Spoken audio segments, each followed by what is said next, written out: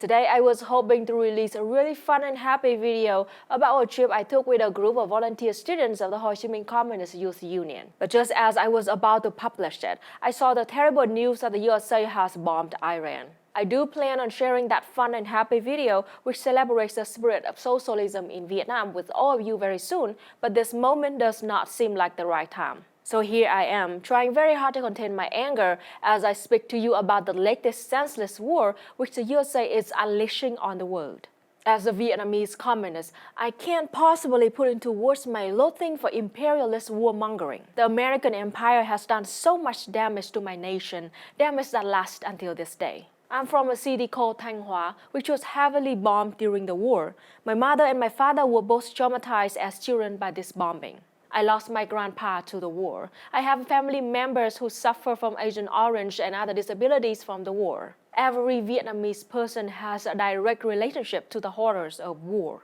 Vietnam was forced into war by outside aggressors for nearly half a century. We were attacked and invaded by Japan, by France, by the USA, by Cambodia, and by China. We are a forgiving people, and today we have friendly and productive relations with all those nations. But we will never forget the suffering and humiliation and devastation we faced in war after war after war. These were wars we never wanted to fight. In Vietnam, we hate war and we love peace. I want to share with you now some of the sentiments I have seen on social media from regular Vietnamese people. First and foremost, I must make it clear that the vast majority of Vietnamese people, and especially Vietnamese communists, support Palestine against Israel and support Iran against the USA. We know that Iran is not a socialist nation. We don't care. Let me say that again. We don't care what kind of government Iran has. That does not matter here. There is absolutely no justification for the unprovoked attacks on Iran which have been launched by Israel and the USA. In Vietnam, the concept of tactical unity is very popular. Tactical unity was instrumental in how we won our revolution and kicked out all foreign invaders from our lands. Tactical unity is a simple concept. It means we don't need to agree on every single aspect when we are fighting for our lives. Not every Vietnamese person who fought in our revolution was a communist. There were many differences among us that could have divided us. We had many different ethnicities. Some were rich and many were poor. We spoke different languages. We had different religions. We had different philosophies and different regional identities. But in the spirit of tactical unity, we stood together as a nation. And that's how we won. We were united. In a crisis like this, when there is clearly an aggressor and a victim, we support the victim. They don't have to be communists. They don't have to share our worldview. Nobody can fight for socialism and religious freedom or any other human rights when they are being bombed and invaded by a ruthless empire. Iran deserves peace and sovereignty, period. This is why the Vietnamese people have been cheering for Iran against that gangster of the world, the US of A. In Vietnam, we have been through all kinds of hardships. Our people were enslaved, starved, and slaughtered for over a century by these supposed Western civilizations. We know firsthand their brutality, their deceit, and racism. I myself grew up under comprehensive embargoes and suffered extreme poverty because of it, all thanks to the USA. The USA is a nation of deceit and betrayal.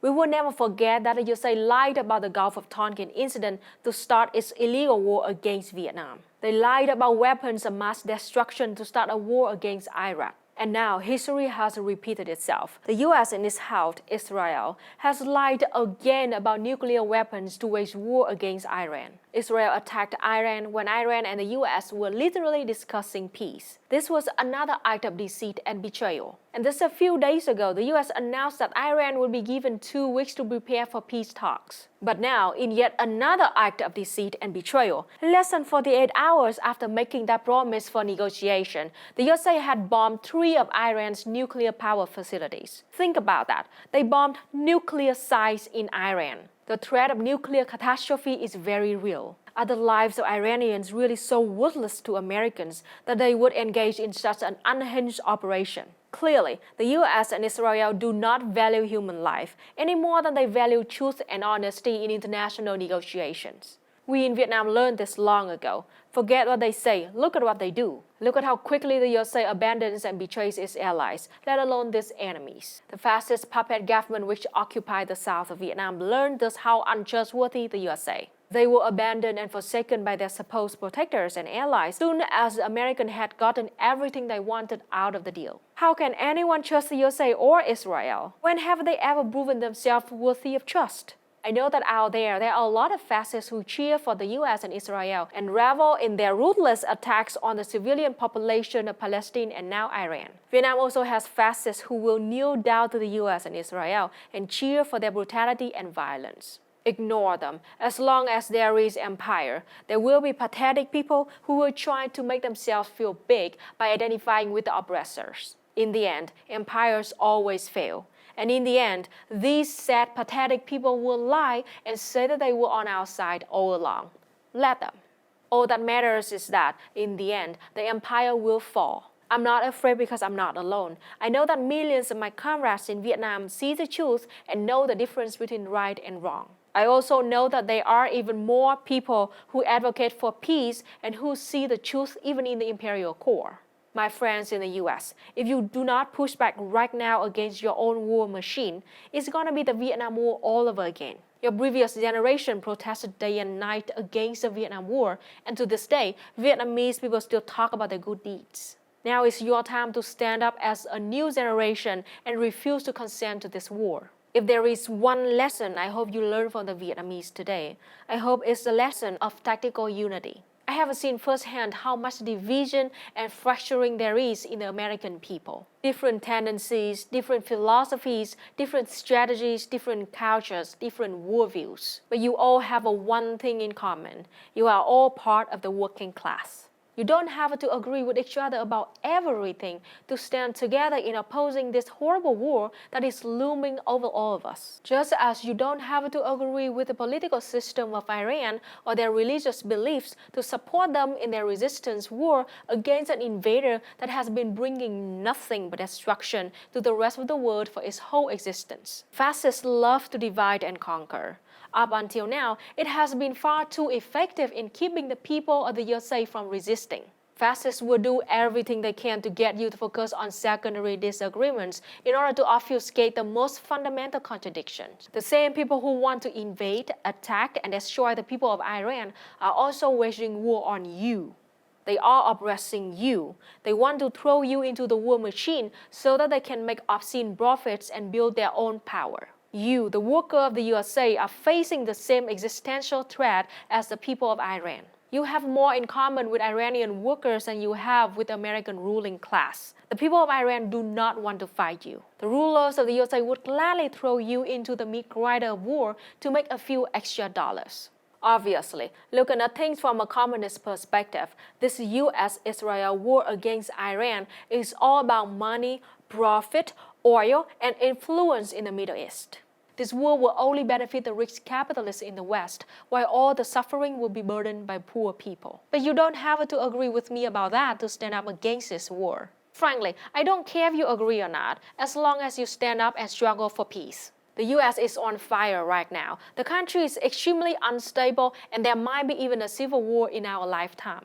Domestically, immigrants, an essential resource for cheap labor who do the most heavy and dangerous jobs and receive the least wages, are now being imprisoned and deported. Hundreds of protests are happening every day all over the country. It's a classic crisis of capitalism, and this is why capitalists are now turning to war abroad to try to fend off the instability and boost the economy and drive up profits. It's the reason we had World War II. Then there was the Korean War, the Vietnam War, the Iraq War, Afghanistan War, and now, if we don't stop it, the war in Iran. Every time the US is facing a depression or crisis domestically, they wage war somewhere else. Why?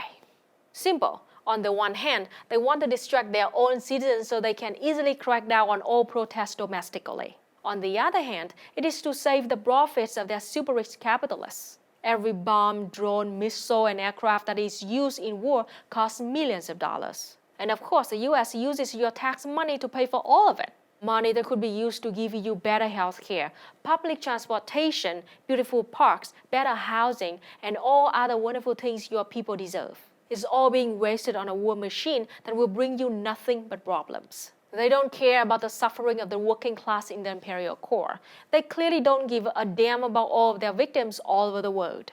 In Vietnam, nearly every family has at least a member lost in the war against the U.S. My own grandpa died fighting against American invaders during the Tet Offensive in 1969. To this day, 50 years after the war, Vietnam still has over 4 million victims of Agent Orange, about 4% of our population. And there are still children being born with birth defects from this war's most toxic toxin. Vietnam, Laos, and Cambodia still have hundreds of thousands tons of unexploded bombs dropped on us by the USA. After losing the war, the US even forced Vietnam to pay back $145 million, the debt of their US-backed puppet fascist regime that terribly lost to our communist forces. And it took Vietnam until 2019 to fully pay back that debt, the unjust debt that we never even owed. The world is on the verge of World War III right now, and there are a lot of people who are in need out there. Here in Vietnam, we also need a lot of help. And before I end this video, I would like to call for your help and support for a group of student volunteers in Da Nang University of Education. They are members of the Ho Chi Minh Communist Youth Union, and their Blue Summer campaign is coming soon, and they are in need for financial support for a district in the remote area in Quảng Nam province. They plan to build a playground for the villagers, install solar-powered street lights, cook meals for children, and give gifts such as food, school supplies, and clothes to students and poor families in the area. This was in an area near Da Nang that saw a lot of bombing and fighting during the war, and their poverty is linked to that devastation and the destruction of infrastructure that happened during the war. But we Vietnamese are helping each other overcome the suffering of the war together through the spirit of socialism. That's what the happy video I was going to share with you today was going to be about. In a few days, I will publish that video, but for now, I will just share the link to the fundraiser in case you want to help support them. I know there are a lot of other causes out there that need your time, attention, and money, but if you could support this one, then it will help a lot of kids here in Vietnam, so I hope you will help as you are able. The link is here on the screen and in the description. Even though I couldn't share with you a fun and happy video today, I want us all to keep on fighting with a smile on our faces and our heads held high. This is the spirit of revolutionary optimism that carried Vietnam through the war, as Ho Chi Minh once wrote from his prison cell. The morning sun shines over the prison wall and drives away the shadows and miasma of hopelessness.